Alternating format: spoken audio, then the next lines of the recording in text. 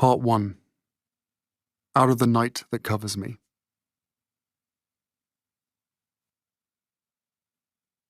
There were always stories. People would whisper now and then about folks who hadn't fared well at Balmoral. The long-ago Queen, for instance. Mad with grief, she'd locked herself inside Balmoral Castle and vowed never to come out. And the very proper former Prime Minister, he'd call the place surreal and utterly freaky. Still, I don't think I heard those stories until much later, or maybe I heard them and they didn't register. To me, Balmoral was always simply paradise, a cross between Disney World and some sacred druid grove. I was always too busy fishing, shooting, running up and down the hill to notice anything off about the feng shui of the old castle. What I'm trying to say is, I was happy there. In fact, it's possible that I was never happier than that one golden summer day at Balmoral, August 30th, 1997. We'd been at the castle for 1 week. The plan was to stay for another, same as the previous year, same as the year before that. Balmoral was its own micro-season, a 2-week interlude in the Scottish Highlands to mark the turn from high summer to early autumn. Granny was there too, naturally. She spent most of every summer at Balmoral, and Grandpa, and Willie, and Pa. The whole family, with the exception of Mummy, because Mummy was no longer part of the family. She'd either bolted or been thrown out, depending on whom you asked, though I never asked anyone. Either way, she was having her own holiday elsewhere. Greece, someone said. No, Sardinia, someone said.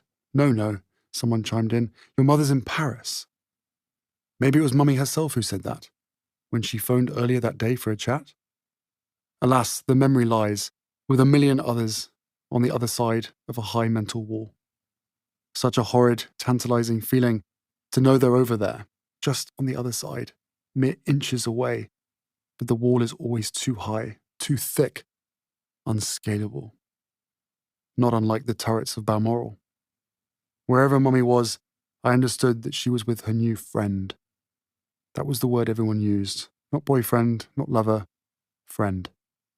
Nice enough bloke, I thought. Willie and I had just met him. Actually, we'd been with Mummy weeks earlier when she first met him, in Saint-Tropez. We were having a grand time, just the three of us, staying at some old gent's villa. There was much laughter, horseplay, the norm whenever Mummy and Willie and I were together, though even more so on that holiday. Everything about that trip to Saint-Tropez was heaven. The weather was sublime, the food was tasty, and Mummy was smiling. Best of all, there were jet skis. Whose were they? Don't know. But I vividly remember Willie and me riding them out to the deepest part of the channel, circling while waiting for the big ferries to come. We used their massive wakes as ramps to get airborne. I'm not sure how we weren't killed. Was it after we got back from that jet ski misadventure that Mummy's friend first appeared? No, more likely it was just before.